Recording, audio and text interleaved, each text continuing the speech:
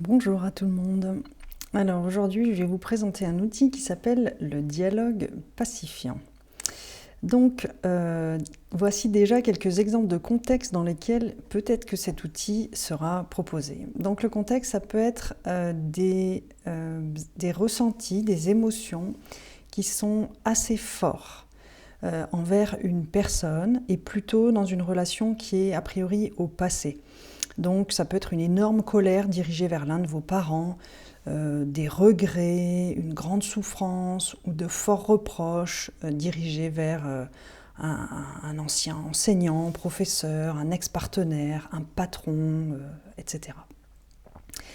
Les caractéristiques peut-être en tout cas de la relation, c'est que à un endroit dans votre cœur, pour vous, cette relation, elle est devenue un peu sans espoir, comme s'il y avait un peu trop de choses entre vous, trop de blessures ou trop de non-dits, peut-être trop de reproches ou de regrets, en tout cas trop de souffrance ou trop de quelque chose pour que vous puissiez envisager une restauration. En tout cas, il y a quelque chose dans votre cœur qui dit non, alors j'ai pas du tout envie de restaurer la relation. Donc quand je dis restaurer, c'est pas forcément, même pas du tout, a priori restaurer euh, dans le monde réel et physique où on appelle la personne et on se parle. Hein. Ça peut être vraiment juste restaurer déjà dans votre cœur, être à un endroit apaisé, quelque chose comme ça. Ça peut fonctionner, ce genre de choses, sur des relations où les personnes ne sont plus là, hein, soit parce qu'elles ont quitté notre vie, soit parce qu'elles ont quitté ce monde ou quelque chose comme ça. Mais bref, en tout cas, l'idée, c'est qu'ici, a priori, à ce stade-là, vous n'avez même pas forcément envie de restaurer quoi que ce soit. Par contre, peut-être ce que vous aimeriez, et dans ce cas, le dialogue pacifiant pourrait être au service, c'est peut-être quand même, vous aimeriez trouver la paix. C'est-à-dire, pour vous-même, au moins, tirer un trait sur le passé, vous libérer à un certain endroit, et en gros, apaiser votre présent en apaisant votre passé, et pouvoir vous sentir libre de vivre votre vie comme vous l'entendez, et en tout cas de ne pas avoir ces grosses bulles d'émotions qui sont toujours présentes, en fait, dirigées vers cette personne. Donc, qu'est-ce que c'est que le dialogue pacifiant? Donc, c'est un moment thérapeutique dans lequel, pour un temps, moi, votre accompagnante, je vais représenter cette personne. Et donc, représenter cette personne, c'est pas du tout quelque chose d'intellectuel, c'est-à-dire je ne vais pas avoir besoin beaucoup d'informations sur qui c'est, qu'est-ce qu'elle a fait, quels sont ses traits de caractère ou quelque chose comme ça. C'est vraiment quelque chose qui se passe à un tout autre endroit. Je vais me mettre essentiellement en résonance avec elle. Donc en résonance, peut-être ça ne veut pas dire grand-chose pour vous, mais en gros, moi je vais émettre l'intention de me mettre en lien avec cette personne telle qu'elle est pour vous, en fait. Je vais dire ça, je dis, bon ben, je me mets en lien, je me connecte à cette personne. Et du coup, il y a une résonance qui va avoir lieu dans mon corps physique, en fait. Donc, moi, je vais ressentir et je vais percevoir depuis cette personne. Donc, moi, j'ai pas encore trop d'explications scientifiques.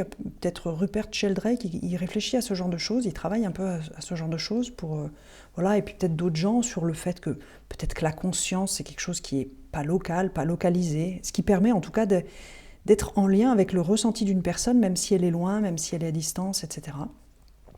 Donc voilà, toujours est-il, c'est que pas du tout avec ma tête, mais rien qu'en utilisant mon corps comme une antenne, et ben je vais être en résonance avec ce que vit cette personne et je vais ressentir et percevoir depuis elle. Et en même temps, voilà, je ne vais pas être en transe, c'est pas une transe médiumnique ou quelque chose comme ça. Je vais conserver toute ma conscience et ma pleine présence de Maëlle accompagnante.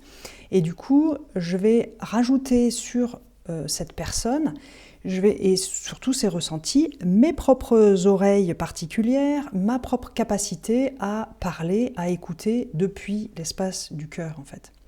Donc d'une certaine manière, je vais prêter mes compétences de communication et de relation, je vais les prêter à la personne que je représente pour vous.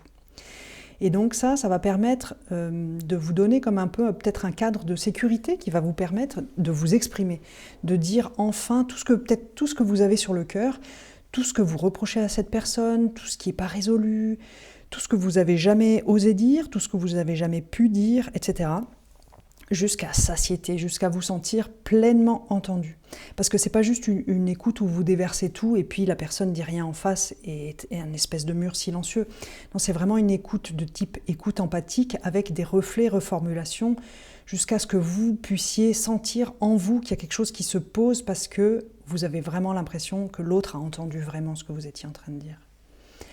Et à ce stade, une fois que vous arrivez à la satiété d'avoir été entendu, vous verrez, il peut y avoir une deuxième étape où vous dites, je me sens entendu, maintenant j'ai envie d'entendre ce qui se passe de ton côté. Mais peut-être pas, peut-être ça vous suffira juste d'avoir parlé. Il n'y a pas vraiment ni de bonne ni de mauvaise réponse, c'est vraiment ce qui sera juste pour vous à ce moment-là. Donc vous pourrez choisir ou ne pas choisir d'entendre ce que la personne ressent face à vous, et puis éventuellement aussi ce qui s'est passé de son côté quand elle a agi comme elle a agi. Donc ce que ça permet, ce dialogue pacifiant, ça permet déjà d'être entendu au bon endroit, puisque c'est plus moi, Maëlle, thérapeute, qui va vous écouter, mais c'est bien la personne par laquelle vous avez besoin d'être écouté, et au moment essentiellement où vous avez besoin d'être écouté. Et donc vous sentir pleinement entendu et pleinement rejointe au bon endroit, par la bonne personne, ça a déjà un effet profond d'apaisement en fait, ça change quelque chose. Et ensuite, si vous êtes aussi en mesure d'entendre ce qui se passe pour la personne, mais je le rappelle, c'est vraiment pas une obligation, il n'y a pas quelque chose qui dit c'est mieux ou c'est moins bien ou quelque chose comme ça. Donc il peut y avoir un retournement intérieur assez fort si vous écoutez la personne, qui va permettre là aussi un apaisement relationnel et peut-être le deuil de ce qui a été ou de ce qui n'a pas été.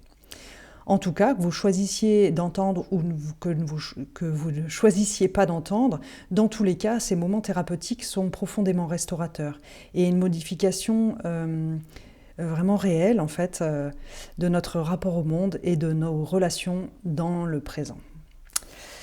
Voilà, c'est ce que j'avais à vous dire sur le dialogue pacifiant. J'espère que ça vous a plu. Si vous voulez en savoir plus, n'hésitez pas soit à me contacter, à faire un tour sur ma page web ou sur les autres vidéos de cette chaîne. Je reste à votre disposition si besoin. Et puis, je vous souhaite une bien belle journée et un bon cheminement.